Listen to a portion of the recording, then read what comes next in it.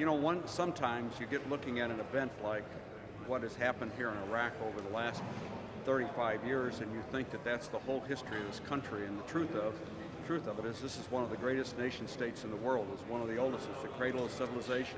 It's a beautiful country and it's a beautiful people. And I think that the United States has a tremendous commitment, along with other members not only of the existing coalition, but to grow the coalition. And I expect the administration to work it out with Germany and France, and we'll all have an international coalition to get us here.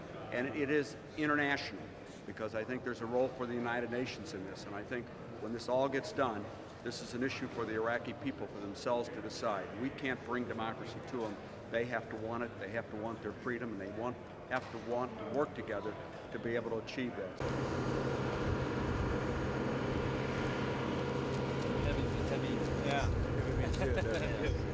When the new deployment of troops occurs, nearly 35% will be members of the Guard and Reserve. And so they come from our respective states. When we say the United States of America, I think with this delegation the emphasis is on states and our dual role as commanders-in-chief of our Guard back home. And so it shows the need that the military has to utilize the Guard and Reserve. It also shows the resolve that the United States of America has in seeing through this operation of Iraqi freedom. My political advisor, combat, 3rd Corps commander,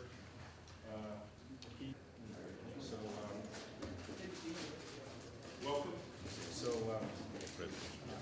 In speaking with the people here today, we also have come to learn that the nature of this mission is changing because the terrorists are now focusing on those assets and targets and infrastructure in Iraq in an effort to set back democracy and freedom in this nation, to try to intimidate the Iraqi people as they move towards freedom and democracy.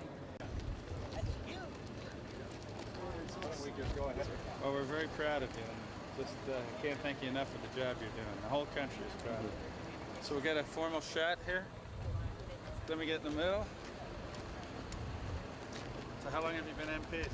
Say New York. 6 years. And it's clear to me that freedom is the most powerful tool we have in the war against international terror. When you have free societies, you take away government support, you take away financial support, and most importantly, you take away the recruiting grounds. And the attacks of September 11th were aimed at taking away American freedom. They failed.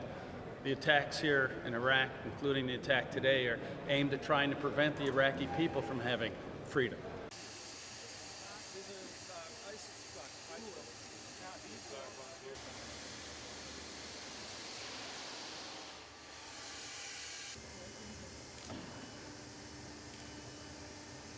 I am struck all day long by the enthusiasm, the optimism, and the commitment of America's men and women to this mission in Iraq.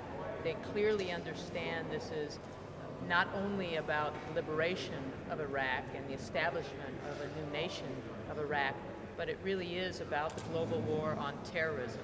No one that I spoke with throughout the day sees it any differently, whether they were an American or whether they were an Iraqi. Everyone knows that this truly is the scene right now of the war on terror. How are you all? Good to see you. Thank you. Salam. Salam. Salam. Right. Well, the real job is civilization.